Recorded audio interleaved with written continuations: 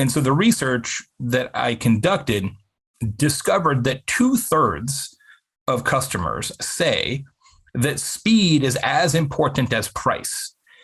Combined with some other findings in the data, what we've concluded is that responsiveness and speed is the single most important element of customer experience. Hey friends, it's Steve. Want to know how a $5 book lands a $5,000 client? I've recorded a 15-minute video showing you our magnetic author method. It's up now at magneticauthor.co/video.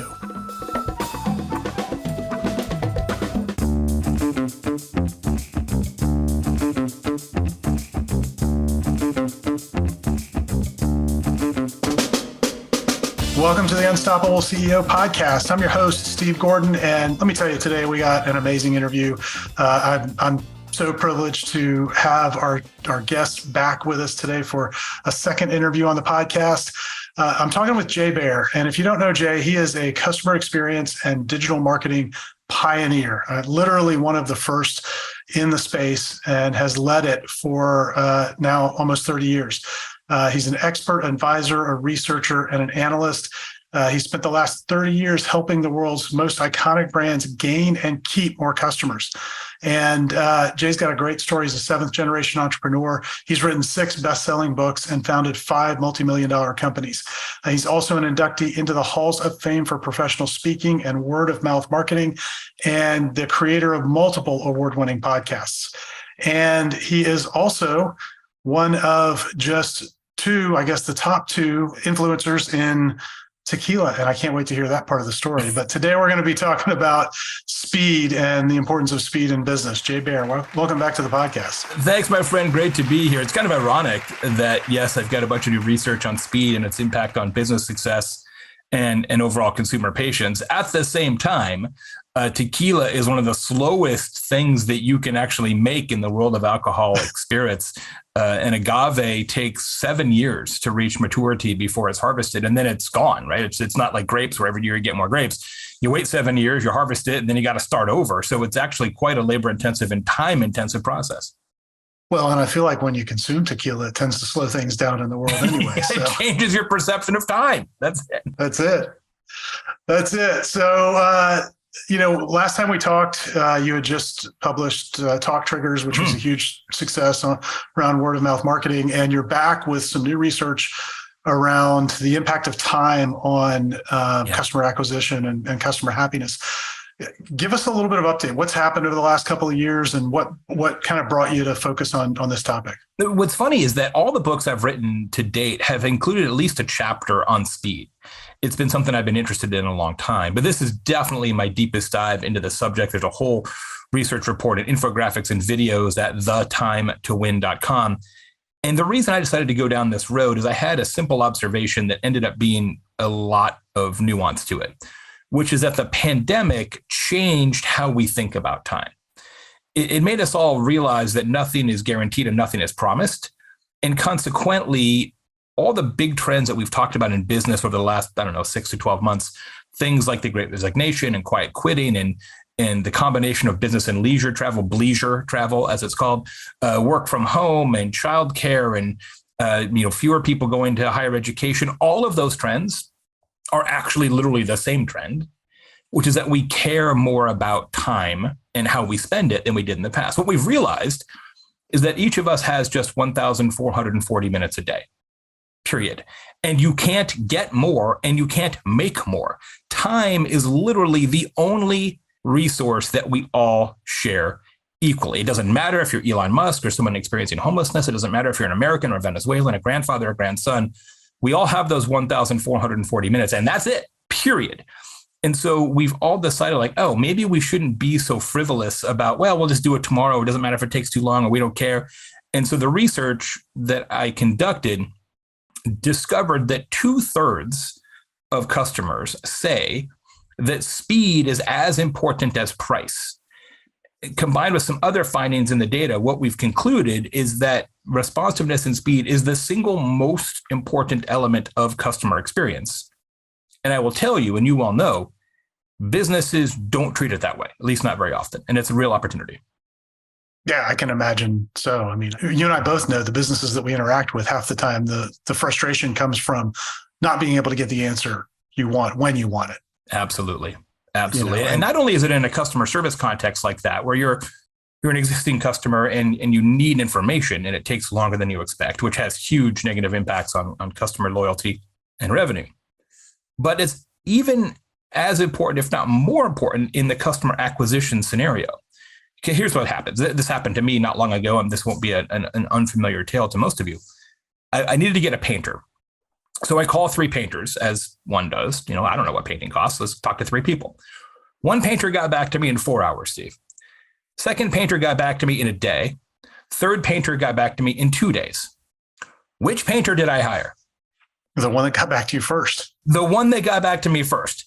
He was not the least expensive. In fact, he was the most expensive. But that doesn't really matter because of this simple truth. If it takes them a long time to get back to you before they have your money, how long will it take them to get back to you once they already have your money, right? So this idea that responsiveness creates revenue is absolutely true. But here's the insidious part for business. This is the part that I think is really, really important to understand. Painter 2 and Painter 3, who didn't get the business, don't know why. They didn't ask me. The natural human inclination is to assume what? You were too expensive. Too expensive. Too expensive. Lower your price. You found somebody lower. Yep. They found somebody lower. So what do? Next time they get a bid, they drop their price a little bit, but they're still just as slow. So they don't get hired again. The next time they drop their price again, still don't get it. So what they do is they basically throw away all their profit because they don't understand the actual problem is not price, it's speed. When you don't win on speed, typically that's invisible to the business, which makes it even harder to put the appropriate emphasis on it inside the organization. You know, we've worked with folks in real estate for a number of years, and they've talked about this since before the pandemic, when they would get leads from someplace like Zillow or Realtor.com, and it was always whoever got to that lead first that typically got the lead, and we're talking responding within seconds, if not single digit minutes to get the connection there. It sounds like what you found is that trend has really kind of permeated all of business and all of society. Absolutely. And you nailed it. It's been fairly common in the last, I'm going to say 3 to 5 years in your big ticket businesses. So real estate and auto have kind of been at the forefront of this idea. And to some degree, insurance, right? Think about Progressive and Geico, and you'll save 15% in 6 minutes or whatever it is, right? Same kind of an idea. So some of those categories have been on the speed train for a while, but largely it's not, and I don't want to portray it as like most companies don't think it's important. They do think it's important. They just don't think it's important enough. But now people are starting to realize like, oh, this actually matters. It might matter more than anything else. It certainly, in 2/3 of the cases, matters more than price. So where should, if I'm a business owner listening to this, there's lots of forms of speed. Speed, that's right. The responsiveness to an inquiry is one, but where should they begin to prioritize? Let me touch on another principle before I answer that one exactly. I want to make sure that we don't have as the key takeaway here, just get faster. Should you get faster? Yeah, probably. But speed at all costs has a cost. Here's what I mean by that. Literally last night, I went to a Mexican food place in San Diego. I'm out here for a couple of weeks on semi-holiday. Ordered some enchiladas. They brought me the enchiladas, no joke, in like 90 seconds. And I was really flummoxed by that. I said, how do you make enchiladas that quickly? Like, is there an enchilada machine? Did somebody else already order these? They sent them back and they're just up there on that hot shelf and waited for the next guy to order them. Like, these enchiladas are suspiciously rapid. There is a point at which you can be too fast. You don't want to be the fastest tattoo artist in Tulsa, Oklahoma. You don't probably want to be known as the fastest eye surgeon or the fastest divorce attorney. Like, there are scenarios when being too fast actually hurts your business because it decays trust. So what you want in every customer interaction throughout the totality of the customer journey, from interest and awareness all the way through to loyalty and advocacy, at every touch point, what you want is what I call the right now. The right now. And the right now is the optimal amount of elapsed time for your business and your category. It's the Goldilocks zone of speed. Now, the right now is going to vary based on category, right? You expect a barber to be faster than a cardiologist in most cases. The right now will vary by company positioning, right? There are organizations that are built around speed. That's like their whole thing, like Lemonade, the AI assisted insurance startup. They process claims in 3 seconds. That's their thing. Like they kind of have to own it. And the right now will change over time. It wasn't that long ago. It wasn't that long ago that the US government gave out a contract for a coast-to-coast mail delivery to like the original Stagecoach. And the service level agreement, their promise, Steve, was that we will deliver a piece of mail from St. Louis to San Francisco in just 25 days. And people were like amazed. How can you possibly do that? Right. So it changes over time. So what you've got to do in your own business is figure out what is the right now for you. And it is slightly faster than customers expect. That's what the right now is. Slightly faster than they expect. So the best thing you can do as a business is to, first of all, figure out how long does it take you now, because most companies don't know, other than anecdote. How long does it actually take you to do everything? And then change some things so that you can be faster, see what impact that has on your customer at each touch point, and start to dial it in at every part of the journey. Yeah, I think that's really well put. So to me, that's a challenging thing to try and figure out without Take really some time. Getting into the mind of your customer and what are their expectations, and probably sort of fine tuning that. I know we found that in our own, service delivery.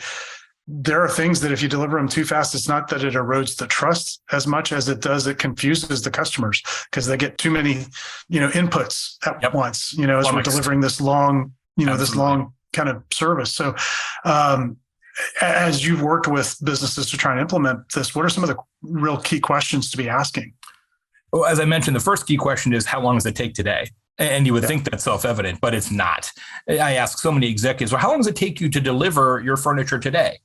Well, usually it takes somewhere between 4 and 6 days. I'm like, well, that's not data. That's a collection of anecdotes. Like we need to actually know what's the median, what's the mean, and do that kind of analysis. And most companies simply don't do that. So that's a great place to start.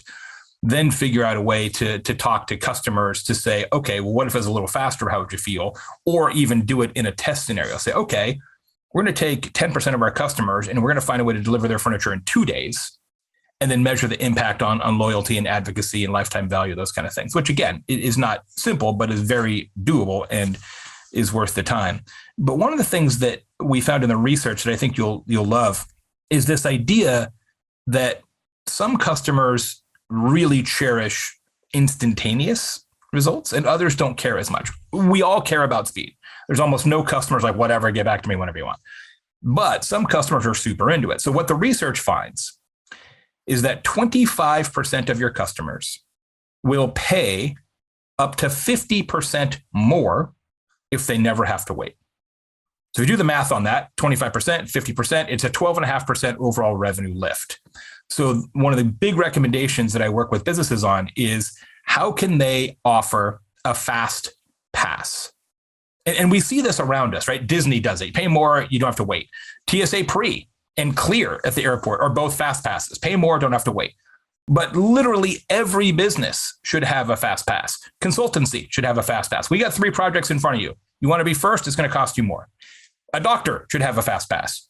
A barber should have a fast pass. A sports bar should have a fast pass. It doesn't matter what business you're in. You should find a way to offer that segment of your customers the opportunity to not wait and then charge them more for the privilege. It's amazing what that can do for your revenue. Well, and not only revenue, but I would imagine almost all of that increase falls to the bottom line. So you're actually probably increasing profit by multiples of that 12.5%. Yeah, because you're not really doing much more. You're just right. Changing the sequencing. That's exactly right. Yeah. That's so smart. What are some of the other findings out of the research? One of the things that blew me away, absolutely blew me away, is we asked all the respondents, and this is serious research. It isn't just like I asked some friends. This is more than 2,000 respondents normalized to the census, 2.5%. variants. This is a real project. And we asked the respondents, and we segmented them by age, by generation. How much patience do you have for business? How long do you expect businesses to take to get back to you, et cetera? So we broke it up by Gen Z, millennials, Gen X, which is me, and boomers. My assumption, and almost everybody I've spoken to assumed this the same, is that Gen Z, the youngest consumers, including my kids, would be the least patient because they grew up with technology. They grew up in a world of instantaneous everything. Turns out it's the exact opposite. The most patient generation is Gen Z.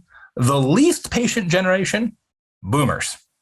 Did not see that coming. And so I guess the question is why? And I don't know the answer. Maybe boomers got less time left, so the time they have counts more. I don't know. That seems kind of maudlin, but maybe. And maybe Gen Z doesn't have as many licenses on their time today, so it doesn't matter if some of their time is wasted. I don't exactly know, but I didn't see that finding come. Does that surprise you? Now that you say it, it doesn't surprise me as much because now I'm thinking about boomers that I know, and they're all pretty impatient. And so what's interesting about that is that with the Gen Z folks that I've interacted with, they care a lot about time freedom, but they don't necessarily value the individual, the elapsed time, the minutes as they go by. But boomers, particularly those who have been successful, place a high value on time because they've had a lot of it wasted in the past. Yeah, I think that's exactly it. We didn't ask the question just that way. And now I kind of wish we would have because it was such a surprising finding. I wish we could have dug in a little bit in terms of like what is behind this, but we'll do it in the next edition of the research. It was pretty fascinating. The other thing that we found, which surprised me, is that, of course, customers have different expectations for response time for different channels, right? They expect a text message reply faster than an email reply. That's not news. But even for contact mechanisms, which you would think are not very urgent. So for example, a contact us form on a website. I think it's reasonable to suggest that most people would say in the business community, well, if somebody's using a contact us form, it's probably not that critical because if it was, they do something different, right? They'd call us, they'd hit us up on Twitter, they'd use a different channel if it was that important. Yeah, sounds reasonable, but it turns out 67% of customers, so fully 2/3, expect a reply to a contact us form within 24 hours, and a quarter expect a reply within 4 hours. And I know you know this to be true. There's a heck of a lot of businesses out there that are not responding to contact us forms routinely within one day, and certainly not within 4 hours. And so this idea that there are some contact mechanisms that quote unquote don't really matter as much doesn't actually hold water mathematically. You kind of have to be fast everywhere. You know, it seems like it, and I just kind of thinking through this, I would imagine there's sort of a digital response time. So if I contact you in any way digitally, I'm wanting the response back really quickly. If I'm contacting you any way that's not digital, maybe I give you a little more kind of leeway. And I'll never forget the first boss I ever had. This is 1994. We didn't have the internet yet at the company. So the fastest means of communication was a fax machine. Yeah. And the founder of the company just hated the fax machine. He said, before we plugged that thing into the wall, the fastest thing anybody could do to us was a FedEx, and I had 48 hours. Yep. Now I got to respond the same afternoon. It messes up my day. I remember that I was an intern, and when those things first came out, and I the same response, right? I was like, wow, we've got to be on top of it. The worst thing about the fax machine, though, was the initial fax machines, the curly paper. Oh yeah, that thing was ridiculous. You had to like iron out your faxes to be able to read them. It was like an Egyptian scroll. It was bad news. Yeah, absolutely. Well, but that really was the start of, hey, we've got to start, speed matters. Responding intraday. Yeah, that speed is actually a competitive advantage, right? Until then, I would argue that in most cases, speed wasn't a competitive advantage because everybody was going to be slow. But now it truly is a way that you can be the best in your category, and customers will care about it. I mean, the data is pretty shocking. When you are faster than a customer expects you to be, okay, almost 6 in 10 customers say they feel appreciated. 6 in 10 customers say they'll spend more money. Almost 90% of customers say that speed impacts their loyalty to a brand. I mean, it's just like one finding after another, like bam, bam, bam, bam. It really does. It really does matter. And hopefully companies will take this to heart and look a little deeper in terms of their own speed and how they're going about it. Of course, one of the fastest ways to be fast is to not require customers to ask the question at all, right? Is to be better at self-serve information and have better opportunities for customers to find answers without contacting somebody, being more proactive with your communication to customers. That can be a huge win. In fact, I got a little story on that, if you don't mind. There's a moving company in Texas called Square Cow Movers, and they're a good business. They're in Houston, Dallas, Austin, San Antonio, I think the big four. And they run a good outfit. And their owner, Wade Lombard, was kind of confused because they were getting a bunch of negative customer reviews. They're like, why are we getting this negativity? We're really good. We've got to be among the best movers around.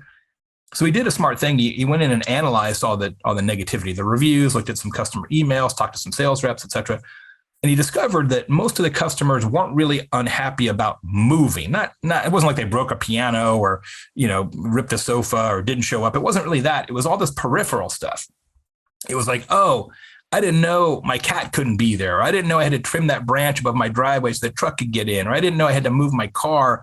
I didn't know I had to pack the dishes this particular way. It was all this stuff. And that was even more confusing to Wade because he said, we already told him this stuff. Because see, when you book a move, you get a welcome kit in the mail. And then like a week out, you get an email that's kind of got some reminders. And the night before, you get a text message with some reminders. He thought he had it licked. But then he had an epiphany. He realized that by definition, 100% of his customers are moving. And when you move, you're a crazy person, right? You're completely stressed out. You're confused. You're like, there's just a lot on your plate. And so he realized that his customers were either not reading the stuff or kind of skimming it and it wasn't sinking in because they had too many other things in their mind. So he said, okay, here's what we're going to do. From now on, we double everything. So instead of sending one welcome kit, they send two. Instead of sending one email, they send two, different days, slightly different copy. Instead of sending one text message, they send two. They literally just doubled all the communication and all the complaints went away and customer satisfaction went up. Sometimes if you just proactively inform the customers more, that takes all your pain away because that is the fastest you can possibly be, right? Proactive is the fastest. And so I asked him the question that you're probably thinking right now. Hey, don't customers get annoyed by you sending all this stuff? And he told me something I will never forget. Jay, I've yet to have a customer say, please stop informing me so well. And I think there's a good lesson in there for lots of us. Yeah, I think not only is that a great lesson and a great way to think about it, I bet an awful lot of those customers didn't even realize they got duplicate communication. Oh, exactly. Because again, they're not even noticing it, right? Or they're barely skimming it. Yeah, it's absolutely true. And that's like, you think about how many companies just sort of assume you're going to read it.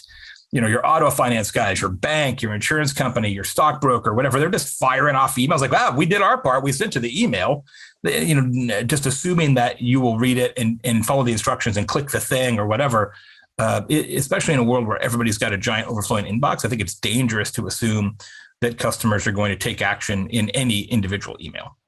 Well, and I think what he did there is really important. We were actually just having this conversation internally with our team of making sure that you're getting inside not just the mind, but kind of the experience of the customer. Put yourself in their shoes and actually have empathy for where they are in life that the day that whatever communication arrives.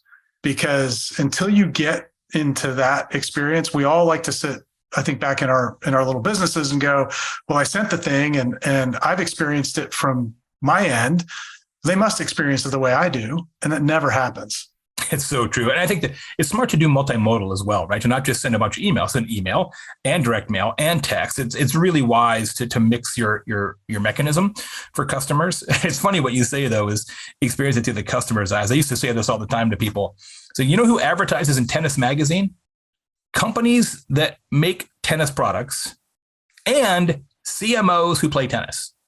Because they assume that all their customers play tennis because they play tennis and all their friends play tennis. So of course everybody plays tennis, right? It's like, you sort of see your problem through the prism of your own experiences. And sometimes that can be a dangerous set of assumptions. Yeah, for sure. So now I think we've given the audience kind of a big picture thing to think about here in terms of speed. Are there a few kind of first steps? Like if you're counseling a company, here are the first three things that you really want to look at right away. What are those first kind of three key areas of the business? Absolutely. First thing is to do the math and figure out how long does it take you today. We talked about sort of each of your customer journey steps and what does it take you to execute on those right now. Second thing is to be as consistent as possible. Even if you're not as slow, or I should say, even if you're not as fast as would be ideal, you're better off being slightly slower and consistent than faster every once in a while and slower every once in a while, because then the customer experience itself has so much variance in it that it creates a lot of challenges for your own business and from your own people. Recently, I was in Los Angeles at a hotel doing a little mastermind with some friends of mine, and we were going to get room service. And the guy whose room it was said, "No, man, we can't get room service. I tried to get it yesterday and it took like 90 minutes. We don't have that kind of time. Let's just go to the restaurant across the street." And so we did. Now, that hotel probably lost, I don't know, like 5 dudes, lunch plus, waters and all that, plus tip. And it's probably $200, right? They probably lost $200 on that. And they never will find out why. They will have no evidence that they didn't get that business.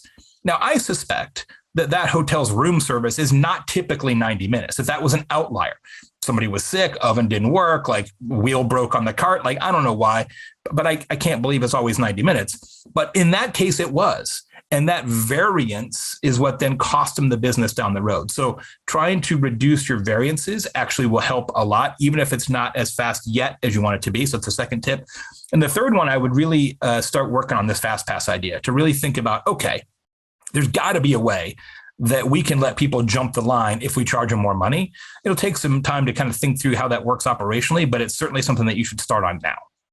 Yeah, I think for a lot of businesses, that's actually the easiest thing to implement.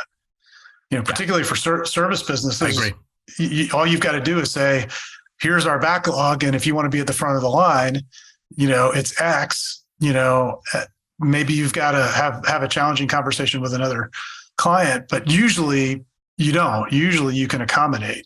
Well, and in the consulting business, as you well know, a lot of times the client thinks they can be ready, but then when you start doing the project, they've got to spend more time internally than they thought, and the whole thing slows down. And so if you say, we've got these other guys who are ready to go, is it okay if we push you out 30 days? They're probably like, oh, yes, please, thank you. Yeah, right. They'd rather, because they've got too much homework to do. That's right. So, yeah. So I think for a lot of businesses, that's kind of low-hanging fruit to just go grab some profitability that actually could fund improving all of the other systems. Yeah, I'm thinking about doing a report or a book or something, or a series of case studies just on that idea of businesses that are now going to start offering fast passes and how that works. I think it's a really interesting concept that a lot of people can use. Yeah, absolutely. So where can people go and find the research and where can they find more about how you're helping companies implement this stuff? You bet. The Time to Win. TheTimeToWin.com is the dedicated website for the research. There's infographics, there's videos, there's key findings, there's the report itself. Please check it out. You'll love it. And then my site is jbaer.com, BAER.com. And if you're on Instagram, look me up, Tequila J Baer, Tequila J Baer, for all the tequila information and reviews you need. Yeah, and someday we'll have to do a podcast on how you became the number 2 tequila influencer in the world. Yeah, it's nice. It was helpful, helping companies with digital marketing for 3 decades. It certainly took some lessons. Yeah, I bet. Well, Jay, hey, thanks for investing some time with me. These are great data points and great insights for companies. And I know that you being here and sharing it's going to help a lot of people. So thanks for being here. My pleasure. Thanks for the opportunity.